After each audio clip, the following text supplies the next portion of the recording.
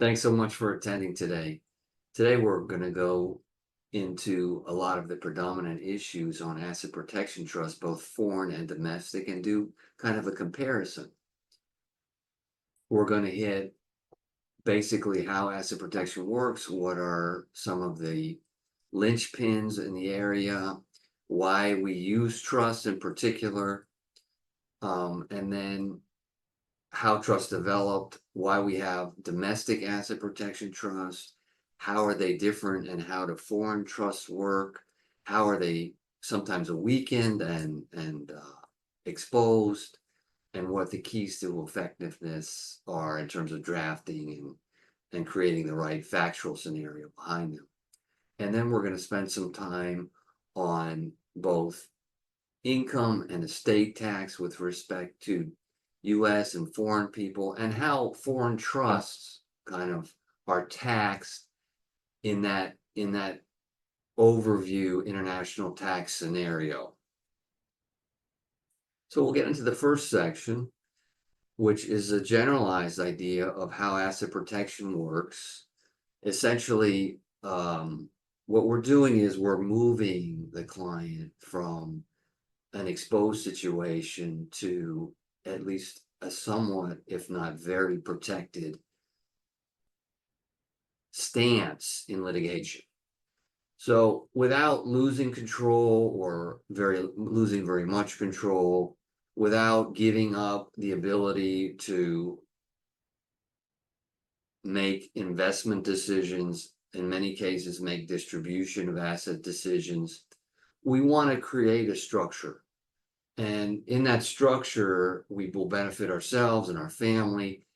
And what will happen if we're sued or we get entwined in some kind of litigation through an accusation, whether it's actual or whether it's false, we're not as concerned, or even we're not at all concerned about our assets being exposed. It's not hiding assets, it's using the existing law to structure such that when we have a problem, we're not totally exposed. And the tools of asset protection essentially involve titling, exemptions, which are exempt assets, trusts, and business entities. Today, we're focused on trust, but it's good to keep in mind that these four tools are constantly being integrated in a way to optimize the client's both protective and tax status. So depending on what the client situation is, we're going to use these four tools to get them to a point, and a lot of times it's just a comfort, because we can do a very protective, for instance, structure, but the client would like to change it or make it a little more flexible or whatever the client needs, such that, well, they might give up a small amount of protection to create more flexibility. So anyway, in titling, what we do is we say, well, based on the governing jurisdiction, how should assets be titled? Not who should own them, but for instance, if we have individual title in Florida and almost every state, depending on the state, we can do tenancy by the entirety. We often use this as an example because it's handled differently by almost every single state. In Florida, we can do personal property and real estate as tenancy by the entirety. The way that works is we hold the asset as spouses, husband and wife, tenancy by the entirety, together as one person. So if one spouse is sued, the asset is still unavailable. This came about kind of more or less at the time that the irrevocable trust was developing in England, whereby someone would prepare a dowry. If you have a daughter, you gave a dowry to the proposed husband to consummate the marriage, but you didn't want the husband to take off with the money, because the wife could not hold the title actually at that time. So, but what was allowed was that the husband and wife could hold together And this idea, somewhat like the trust, later became a protective vehicle. It wasn't exactly a protective vehicle when it came into play, but it's developed into a very protective vehicle whereby assets can be held together, whereas one spouse has very little exposure to anything, and the other spouse may be a doctor, a lawyer, an architect, and the assets held together are not available to creditors of one spouse. And what we do is we combine that with other tools to eliminate certain exposures. For instance, number 4, there's entities. We use a lot of LLCs in different jurisdictions. Again, they vary radically from one state, one country to another. It's its own seminar. So basically, we choose a protective LLC, but oftentimes, if an owner is sued in an LLC, even if it's a protective LLC, that equity, that membership interest can be liened. So if we're in a jurisdiction that allows tenancy by the entireties, we can avoid the lien. We just hold it husband and wife. Now, if both husband and wife are sued, you can still get the lien. The plaintiff can still get the lien. But obviously, that's pretty uncommon. You got to be driving the spouse's car. Someone's got to fall in your home. It's got to be some kind of a joint liability. So what we do is, instead of getting exposed to a lien, we title it by the entireties. What we do when someone's single, right? Can't go by the entireties if you're single. Is then we try to turn to the trust. Before I forget, we also have exempt assets. It's a fairly limited plan, but certain assets in certain states, depending on your residence, usually it's based on which state you're a resident of. If you buy the asset, it's just protected. In Florida, certain life insurance, the homestead, but like, for instance, life insurance is not protected in every situation. These are longer conversations than other seminars. Of course, we're going to give you my contact information at the end of the seminar. You can call me on anything you want. But those are exempt assets before I forget about them. But so what I was saying was, if we have an LLC, for instance, and we're exposed to a charging lien, so an owner gets sued, the plaintiff can lien the LLC, can't get any distributions out to that member. It's a problem. We can't go by the entireties, where you'd have to have a claim against both husband and wife to get the lien. Well, we've got to turn, for a single person, to a trust. So what happened over the years is we got into foreign trusts, which you could create for yourself. You create a foreign trust for yourself, and that trust was protective in the foreign jurisdiction. We basically, the way the law developed is basically you want to hold the assets offshore in your foreign trust. And that was very protective, and we'll get more into that. But we didn't have a domestic option, because having a foreign trust and domestic LLCs, you kind of were giving up the ghost. It wasn't really that effective. And so now 20 states, started in Alaska and Delaware, they said, no, you can create your own trust in our state. So what we're doing now is, we like Nevada, South Dakota, you can create as a single person a trust for yourself. And under the statute of the particular state, if someone sues you, that asset is not available. So that trust can own the LLC interest, which has all the investments in it. So that's kind of the story of where we're moving on asset protection trusts. I had mentioned that you have to pick the right jurisdiction. If you don't pick the right jurisdiction, or you're not organized both domestically and offshore, it's not going to work. I just pulled a few cases for this particular presentation where it didn't work with this woman, Sabrina Barber. Basically, she had all her assets in the States. She tried to do a Nevis LLC, and saying, look, it's protected, it's in the Nevis LLC, it was a fraudulent transfer, the court didn't even bother with the fraudulent transfer, and essentially ignored the foreign LLC, took all her Florida securities accounts, and kind of that was the end of that. So you got to be careful with the abuse and also mixing these jurisdictions where things are exposed, where you have someone in an exposed a judge in an exposed jurisdiction ruling on a protective structure that's outside of his jurisdiction or her jurisdiction. You want to try to create a scenario where someone's defending their own laws. And that's why through this JP Morgan versus McLaurin, very interesting case where you had a suit in Arizona.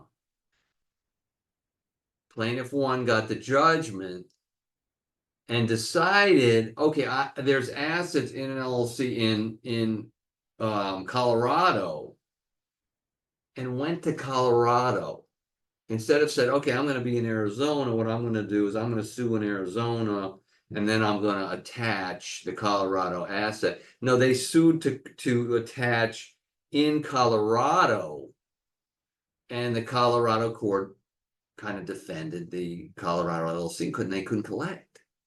So when you get into a jurisdiction where a judge is ruling on its own statute, they tend to follow it black letter. They tend to follow it pretty closely. If you had a situation like Sabrina Barber, that was also a very abusive situation, but the court completely disregarded essentially the Nevis protection because it was in a different place and they weren't in the mood.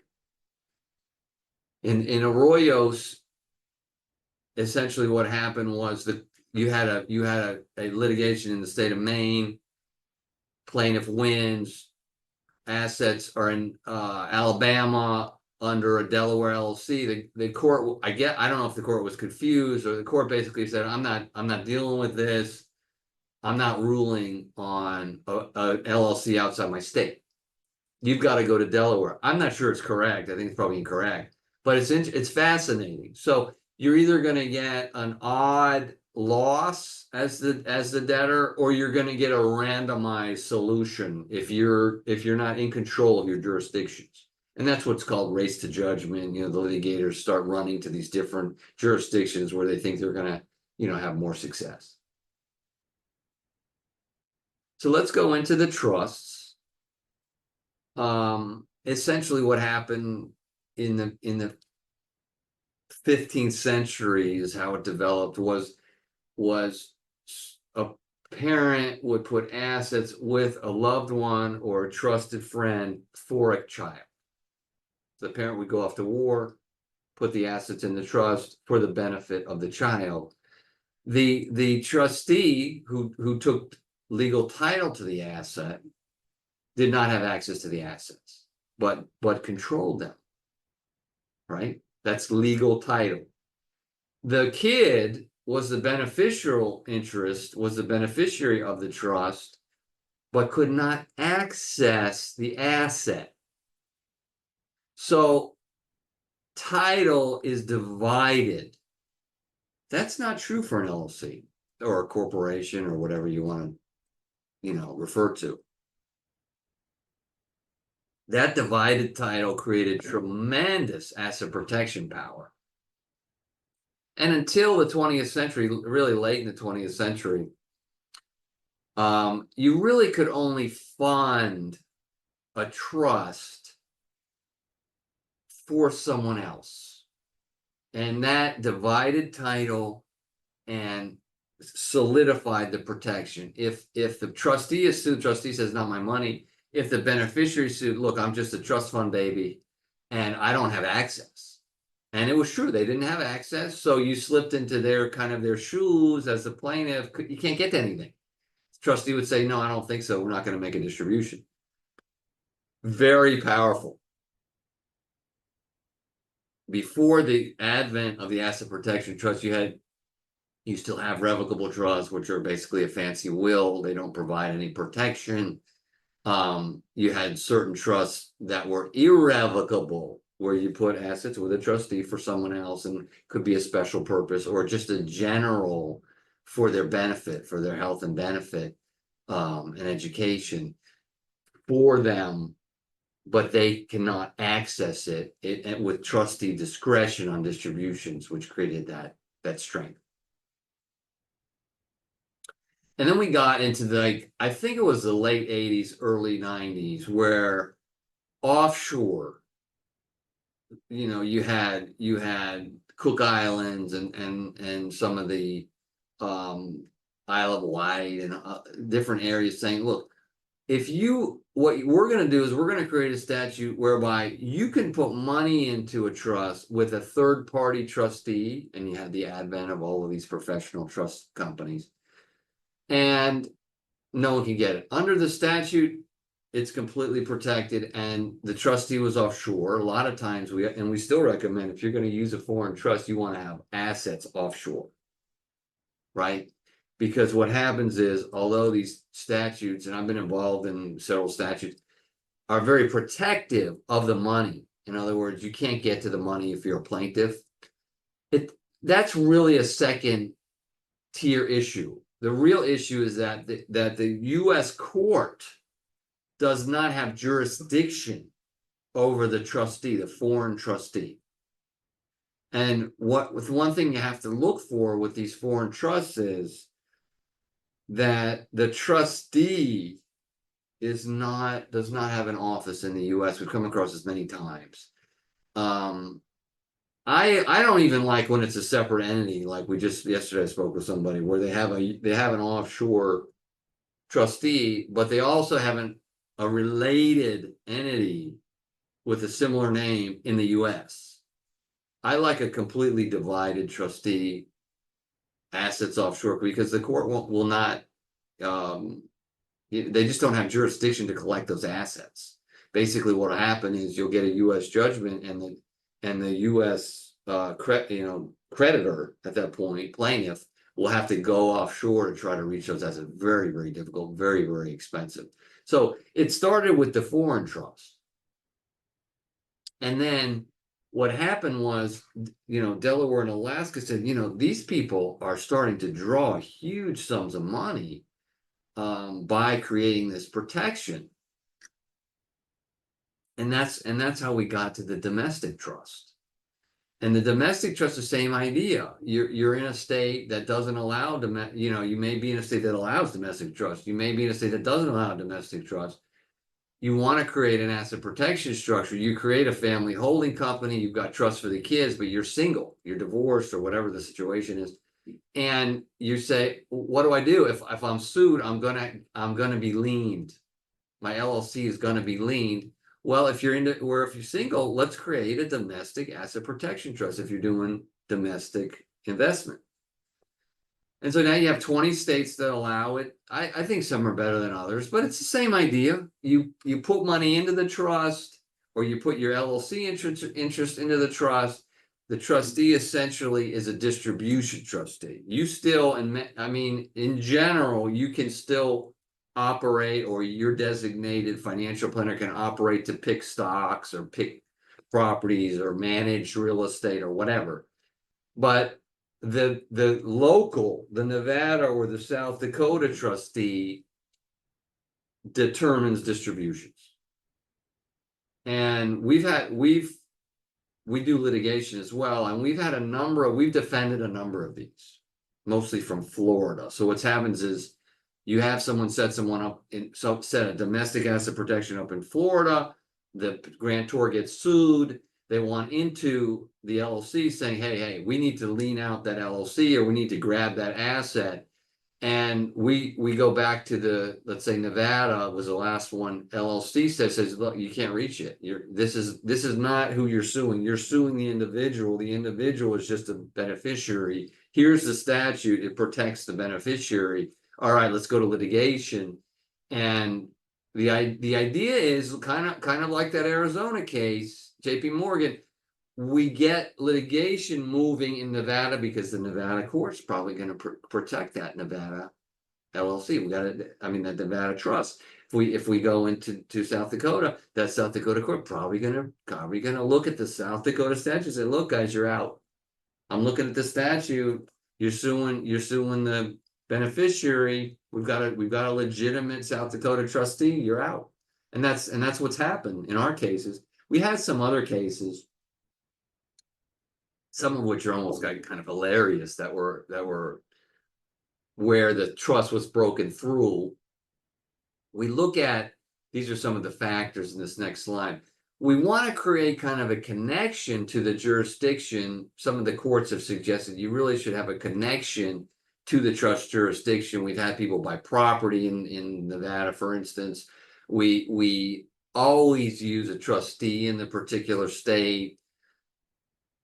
Anything to create a connection is usually helpful in kind of complying with the cases that say, okay, if you're sued in Florida, if you're sued in Texas, how does someone get into this trust?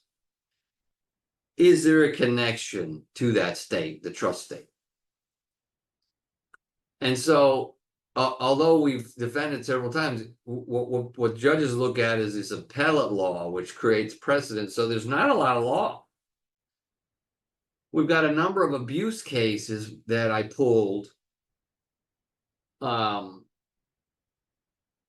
Uber, for instance, was a case where we had a developer create an Alaska trust. But the problem that he ran into, well, two problems. One problem was he really had no connection to Alaska at all. He didn't create any connection financially. He had a co-trustee in Washington State. All the assets were in Washington State. He had no connection. He was also kind of abusive. A lot of these are really fraudulent transfer cases. I think it was questionable in his case. And then you see what happens is the rules change when we move from basically a civil litigation to bankruptcy. Okay, in civil litigation, they're going to just look at the statute. Are you protected? Are you not protected? What are the facts? Let's kind of apply everything to figure out what happened. In bankruptcy, it's different. So in bankruptcy, what's going on is you have a lot of debt. You want the debt expunged. You want a discharge of a debt. You are asking for basically a legal favor from the court. So the courts have tremendous discretion on, okay, well, I think we're going to discharge you from your indebtedness, but let's take a look at the assets. So the idea is you have to be very, very careful with this bankruptcy. And honestly, in the hundreds of these things I've looked at, it's very rare that someone with significant assets really should go bankrupt on a Chapter 7. I mean, like a full discharge of indebtedness. It's too risky. I mean, you really expose all of these assets. So what happened with Uber is, I don't know, because I don't know exactly what the facts of his situation were on the ground, what his assets were worth, etc. He went bankrupt, and the bankruptcy court said, like, look, we're just going to take your assets. The gyration that they go through is from some foreign trust cases in the 70s and early 80s, where they say, well, you're in Washington State. Washington State does not recognize self-settled trust. You can't make your own protective trust. We don't really care that you went to a state, or in the case of the prior line of cases, offshore, and complied with their laws. We're going to call it a Washington State trust. And in Washington State, like Florida, if you create your own trust, it's not protective. We've had some funny phone calls on that recently. But anyway, if you create your own trust in Florida or Washington State and someone sues you, you can't claim that the trust is protected. And so that's what the bankruptcy court did, just like with the foreign trust cases. And of course, the assets weren't protected, and that was the end of it. Lost all the assets. Mortensen was the same idea. The reason I'm pulling these bankruptcies is because there's just not a lot of civil cases. The Mortensen was a similar case, except it was a strange statute of limitations case, another reason to avoid bankruptcy. Mortensen actually formed his own Alaska trust, but unlike Huber, Mortensen was in Alaska. Mortensen had a hell of a connection to Alaska.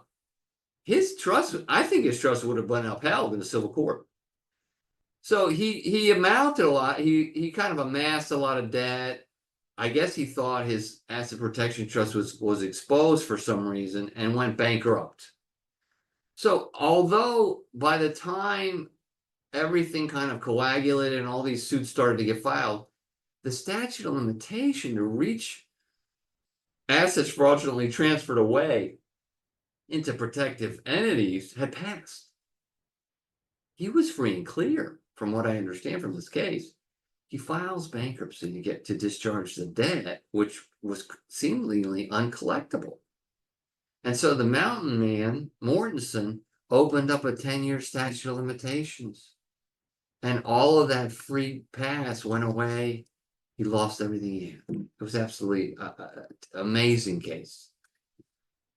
Trusco was a similar statute of limitations case. Essentially, this case involved some construction loans in Florida, but the protective entity was in Delaware. And it's a kind of a warning to advise known creditors like banks of your plan. We always advise the bank of the plan. We give them a chart or whatever we do. And the person who gets your chart or the client's chart has it's really a non-issue. They're like, okay, you go ahead and do your planning. But what's happening is that once they know about the planning, the open statute goes away. So they have a 4-year statute in Florida, and Nevada has a 2-year statute of limitations from the time of the transfer to claim, hey, you're moving this stuff to avoid us. We can get to it. We can unwind the transfer. If they don't know about it, there's always an open year. It becomes open a year from when you find out about it, even if the 4 or 2 years pass. In Nevada, it's a 6-month from when you find out about it. You want to close that up, and you do it through notice. And that's what they had done in Trusco, and they won the case. There's also several cases on the technical side of asset protection trusts. You've got Bertram. Basically, the Alaska statute has some technical filing requirements. They did not comply, so the trust wasn't upheld. You've got Erskine, but essentially Erskine is like a sham case where, if you create these trusts, you have to follow the rules. You can't create the trust and then use it as your piggy bank or use it to pay your electrical bills. It's just a total mistake. So if you create the trust, all the clients have a checking account. They pay all their bills. They do their operations. The trust is for their investments. If they want to take a quarterly out of the trust or every half year or whatever and fund up their costs and everything, no problem. You don't want to blur the line. It's kind of like what the accountants call a corporate veil. You don't want to create a corporate veil issue where you're just kind of using the trust for your piggy, but you want to use it like a trust. You want to make sure you respect the idea that trustee controls distributions.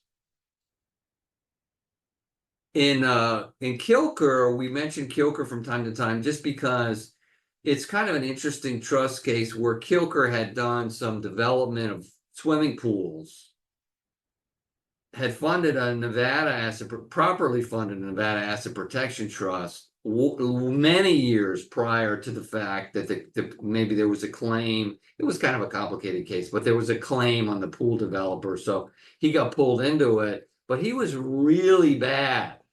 He was disrespectful to the court. He came to a settlement and reneged on the settlement. It causes all kinds of problems in litigation. And so the judge said, no, I'm taking these asset protection trust assets. Is it correct? No, it's probably not really correct.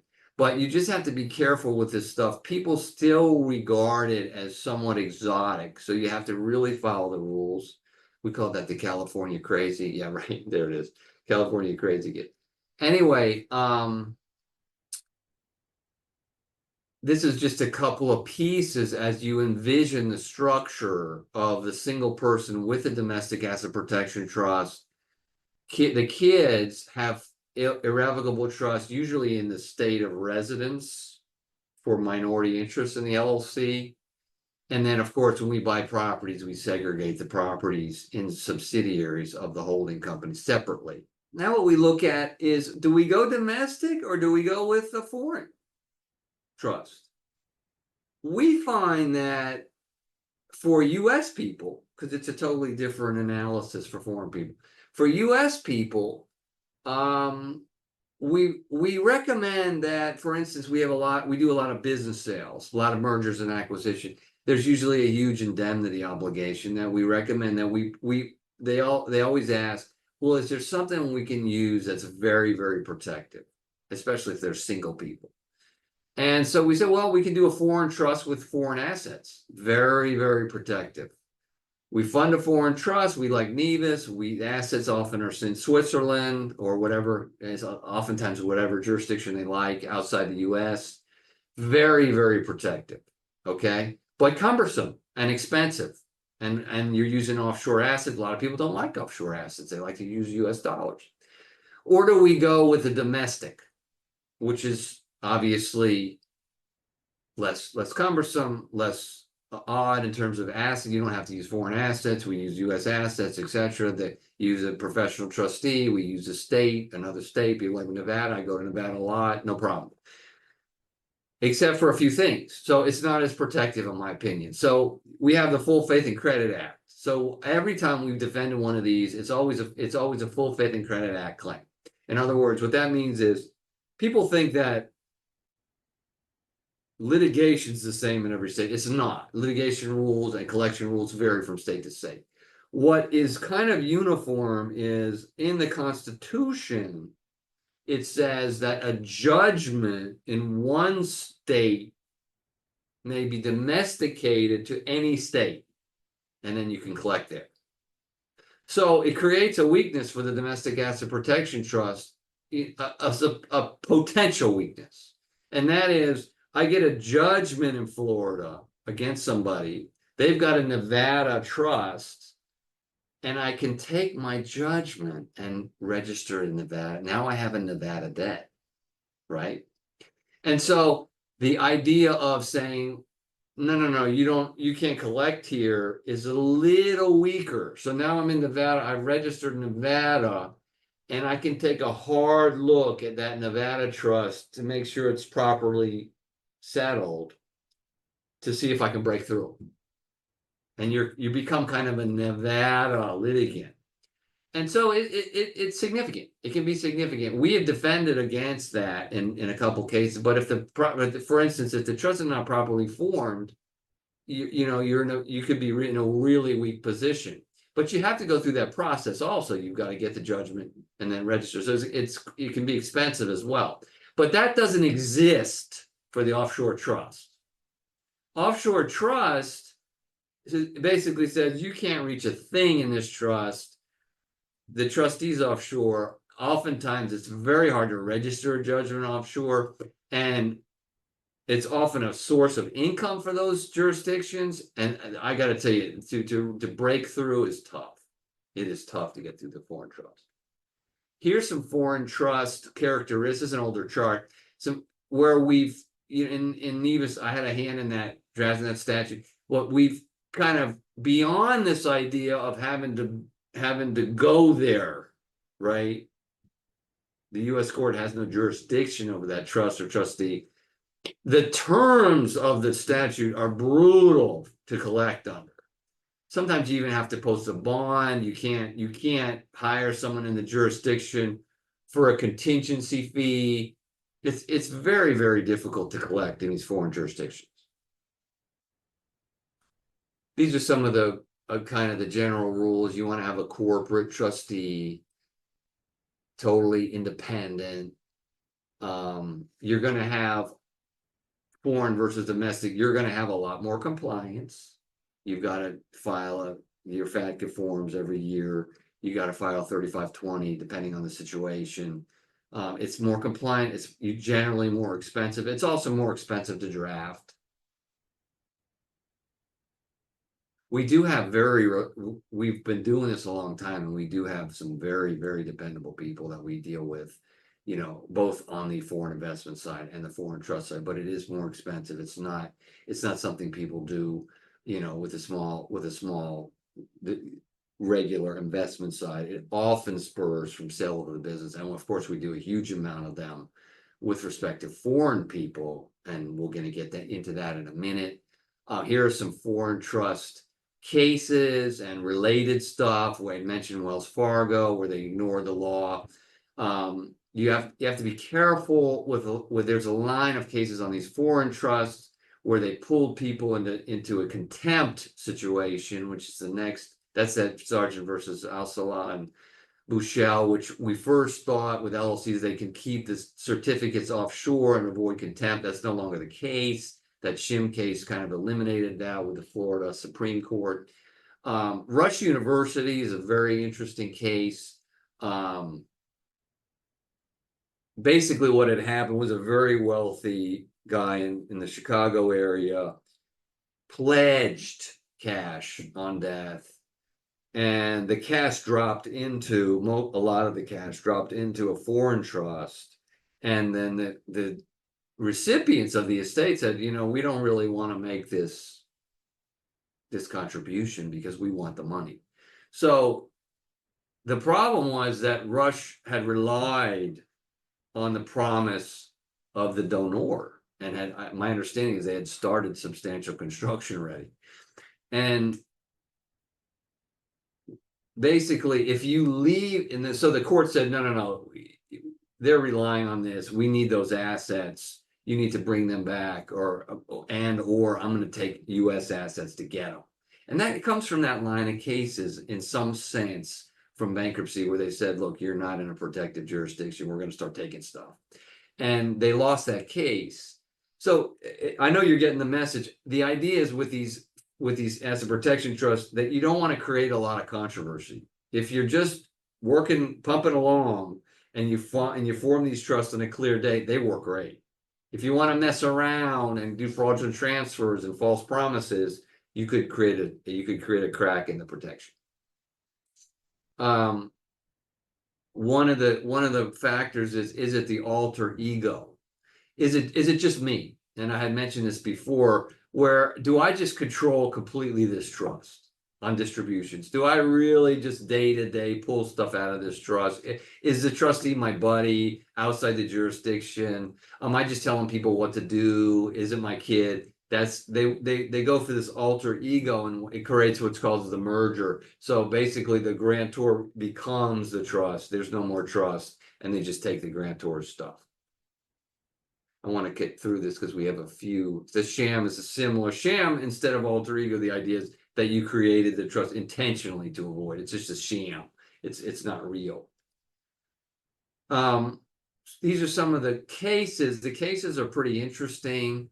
When in fact it's not the grantor, like in Grant, where they were recipients of the trust, it does pretty well. They do pretty well with it.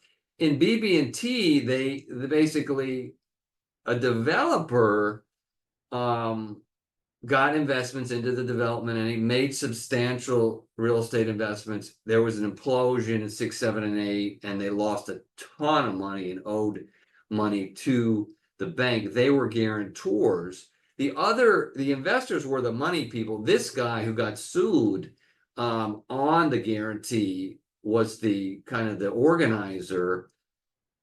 He had a lot of interesting claims. They wanted to make a fraudulent transfer case against him, but he said, I didn't view it that way, because the other people really had more than enough money to pay all of these debts.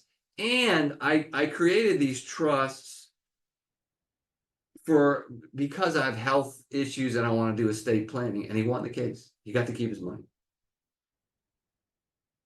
The scare is like with this Bilzerian, Affordable Media, and Lawrence. So basically what happens is, with Lawrence, it began the slide down because he went bankrupt. So he had this huge debt. He had guaranteed all kinds of money to Bear Stearns. Bear Stearns subsequently went under, actually. But he lost, he owed the debt, and he said, look, I've got all this money in this Cook Islands Trust, nanny boo boo, you can't get it. He went bankrupt, though, which really exposed him. And they put him in jail, pending him bringing the money back. He sat in jail for 6 years and ended up keeping the money. Very interesting case. In the FTC case, which I think is here, FTC versus Affordable Media, it was much less onerous, was not a bankruptcy case. And they got put in jail for a short time, but ended up settling for pennies on the dollar. Not in bankruptcy. Money was offshore, they ended up keeping the money. Pretty interesting the way that works out. Here's again with this alter ego, you basically don't want it to look like your own piggy bank. You want to create this connection. That's the keys to the effectiveness. Where are the people? Where are the assets? Does it look like a real trust? Don't go bankrupt if you have significant assets. They can legally threaten to put you in jail. On the civil side, it's not that you did a crime, but the rule is that they can put you in pending you bringing the assets back. If it becomes clear that you're not bringing the assets back, apparently, they can't keep you in jail forever. Let's walk through the tax while we have a little time. We got about 9, 10, 12 minutes, something like that. It's all with respect to trust about estate and gift, right? How do I get assets out of my estate? I either do it when I die or I'm going to gift it out. A lot of times the question is, well, I don't want to gift too much. I don't know what's going to happen when I die. I don't know when I'm going to die. I want to have income while I'm alive. Basically, depending on how much money you have, a lot of times it's pretty easy to deal with it. It's pretty easy to deal with it. There was some new law proposed by the Biden administration that was going to get rid of some of the tools, really, to a large extent, but that didn't pass. So there are ways to retain income, get the assets out, especially if you're younger, you're not 90, and you can keep a great lifestyle over time. You can get these assets out of your estate, and then there's no tax. And guess when their tax hits again? Never. They go into trust. Those assets are never subject to state tax again. So most people are aware of the fact you get about a $13 million exemption right now. That's going to fall back to 5 adjusted for inflation. Husband and wife get to $27 million. It's a lot of money. It's going to go back to about 12 once in 2026 if it's not preserved. It expires. Gifts are under the same exemption. Gifts are done on an annualized basis, whereas the estate tax is basically everything you own when you die. And the idea is we use gifts and we look at the valuation to use up the credit, but not go over if we go over the credit, you've got to pay the 40%. Gift tax is the same as the estate tax. It's a unified credit. And this idea of estate tax planning goes hand in hand with the asset protection. Why not do the asset protection while we're doing all the estate and gift tax planning and your general estate planning? That's who you're going to give everything to. One factor I always like to mention is, well, if we have U.S. people, you're taxed worldwide on your income and on your estate. So no matter where the asset is or where the income's coming from, you pay tax to the IRS. That's not true in every country. Actually, it's not true in most countries. So if you pay tax abroad, you get a tax credit. Hopefully it applies. Often it's not. You don't get a dollar for dollar credit. If you're in a treaty, we'll touch on treaty jurisdiction, you might get a reduction in rate, this kind of thing. If you're living abroad as a U.S. person, you get a deduction and you may fall into a treaty. But if you're foreign, there's a lot of decisions you have to make with respect to trusts. Because if you're, for instance, a U.S. income tax resident, that's this slide here. That means you're here a certain amount of time. right? You're here more than half the year for a year, or you fall into the substantial presence test when you're here on an average of more than half the year for 3 years. It's like a weighted average. That's income tax, right? Estate tax totally different. Estate tax and gift tax, you got to come into the States with the intent to stay forever. I can tell you almost none of I know we have a lot of CPAs on the call, but almost none of the clients understand this. They think that they're under the substantial presence test. If they're not here 120 days a year, there's nothing to do with the estate. Has nothing to do with the estate. If they're here and they intend to stay here indefinitely, they're subject to the international estate tax imposed by the IRS. They become domiciliaries. The interesting part of it is someone can be here for income tax purposes under substantial presence and not intend to stay. And I can send you my books. I've got a couple books on estate and gift for the non-citizen and asset protection trust, and other things. It's just called asset protection. 3 books. And we can send those to anyone who attends our seminars. They're totally free. If you are an income tax resident, you may not be a domiciliary. You may not intend to stay here. So you can still do all your planning as a foreigner. Foreign assets are not part of the estate and gift tax if you're not a U.S. estate and gift tax resident, even if you're an income tax resident. Think about that. So you have non-U.S. person. U.S. persons, I said, is just worldwide. Non-U.S. persons income tax, you've got a 30% rate on passive activities, right? And then you've got some interesting stuff. Non-citizens who aren't residents don't pay tax on sale of intangibles. No tax. There's no capital gains tax. A lot of people still are not aware of that. I tell you one thing, the foreign business people are aware of it. They buy and sell stocks all the time. As long as they're not residents for income tax purposes, they don't pay tax. There's treaties also that can reduce the rate. And years ago in the 80s, they got rid of that intangible if the company, the foreign company, holds U.S. real property. You can have a U.S. real property holding company. So that's not an intangible, that's taxed on the income tax side. So that's subject to essentially like a capital gains tax. Foreign trusts are like foreign individuals, essentially. We're gonna go through some exceptions in the last 10 minutes here. But foreign trusts are essentially like foreign individuals.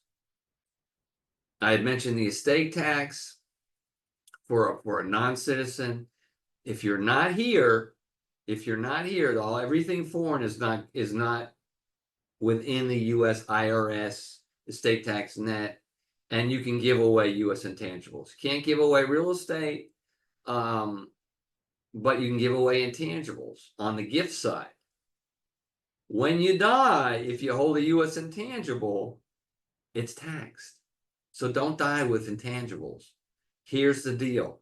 If you're a foreign, or you're a CPA or a financial planner with a foreign national client, get the client to form a foreign entity as a foreign holding corporation.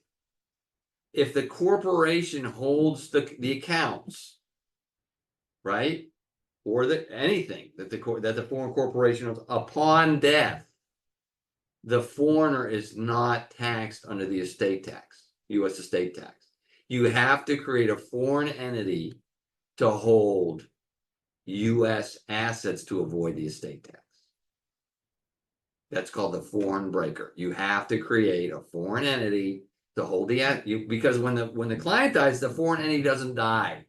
There's no estate tax. It's the loophole. Everyone who knows what they're doing essentially uses that. You got to create the foreign entity. For instance, we have a lot of people investing in U.S. stocks. You have to have a foreign entity to invest in U.S. stocks. Some countries are totally aware of this, like Brazil. Other countries are like, what do you mean? I'm just holding this.